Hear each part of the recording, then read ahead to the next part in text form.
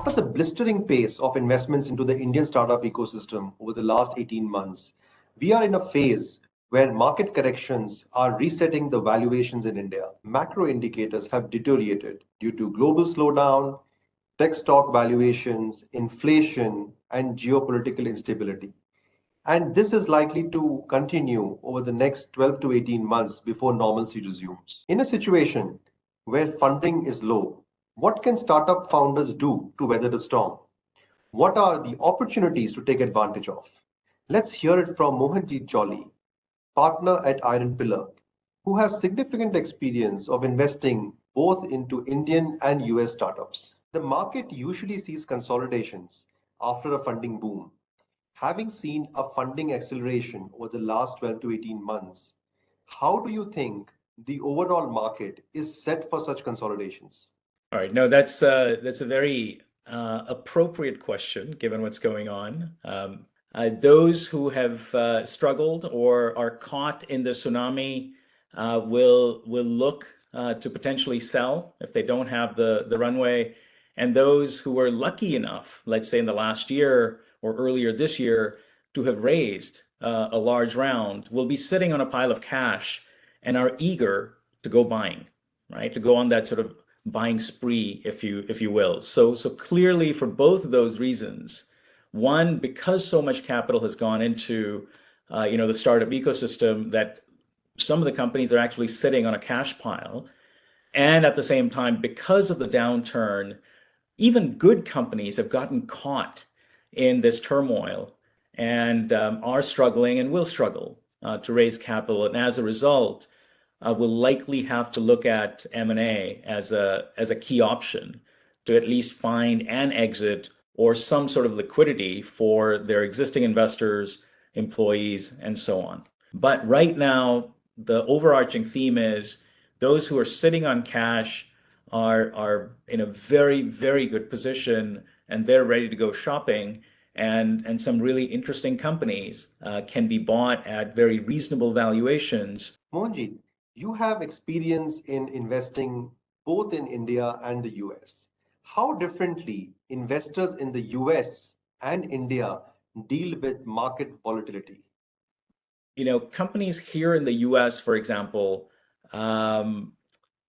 may have multiple very deep-pocketed investors around the table. And therefore, assuming the company is still on a reasonable trajectory, has clearly a product market fit, has supportive investors, they will double down and say, you know what, we will do a bridge or convertible, or we will do an inside round because we fundamentally believe in you as a company and your product and value proposition and so on. With years in the past, it was a massive uptick. But at the same time, if you compare US and India, the level of depth is still not quite there. And therefore, I wonder sometimes if, let's say, companies in India that are more on the earlier side, where they don't have deep enough pockets around the table, will they be able to sort of make it through, some of them? There are literally hundreds, if not thousands, of new VCs who have come into the fold just in the last sort of 10 years, right? And so they've never been through a downturn. And so making sure you have the right folks around the table, right, who, again, don't panic when things go south and don't really have this sort of euphoria when things go up. Apart from general points like conserving cash and extending runway, what advice would you give to founders to successfully navigate these times? I'll say two key points. One is challenges and opportunities are often two sides of the same coin. What I mean by that is it's during challenging times that the real grit and persistence and sort of mission of the company comes to the surface. The other thing that I tell my entrepreneurs is always be listening to your customers.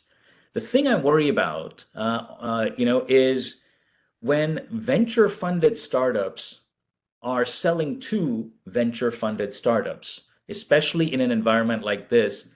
That's a key risk, right? So you need to be self-aware, look at your customers very closely and say, okay, who are the ones, who are, again, they may be Fortune 500 and so on. As long as a value proposition is there and the ROI is immediate or near term, those customers will stay with you, especially in this environment because you're adding value, quantifiable value. Second point, and I've already alluded to this, is people, right? During turbulent times, loyalty does increase and the island hopping stops or at least reduces significantly, which I know is an issue not only in India, but even here in Silicon Valley, where cost of hiring and retention has skyrocketed. And so these kinds of times give everyone pause and say, maybe I should stick around, where I am for the next, 2 years, 3 years, et cetera, et cetera. But the fundamental point I'll make, and I'll stop after this, is you have to be pragmatic. You have to be realistic. So take a good hard look at your own balance sheet, at your own product roadmap, and say, okay, if this environment persists, which I think it will, by the way, for 5, 6 quarters, if not more, right? Do I have the wherewithal to be able to hit the milestones I was expecting to hit? And if the answer is no, and you don't have deep enough pockets around the table to be able to fund you through that product roadmap and milestone achievement, then hand on heart, you need to say, okay, is it better for me to now look at M&A? Great points there, Mohanjit. You are on the board of several companies. What advice would you give to founders about the kind of acquisitions they should be pursuing? Can you share top 3 points that they should keep in mind?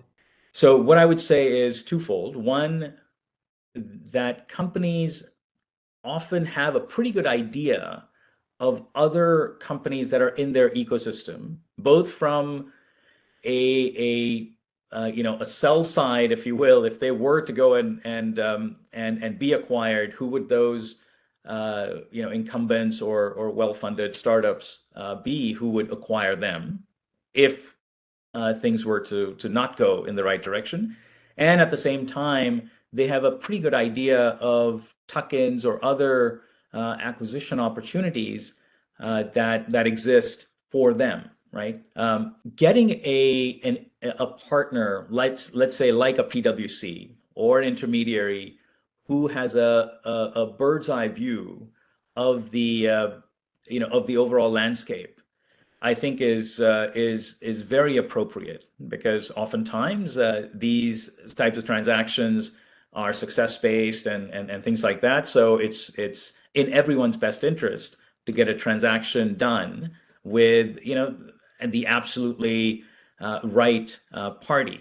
All right, in terms of being able to acquire for months on end, going down the path of evaluating multiple acquisition targets. Right. So having a third party, having, again, someone like a PwC alongside, makes a ton of sense. Thanks for the great insights, Mohanjit.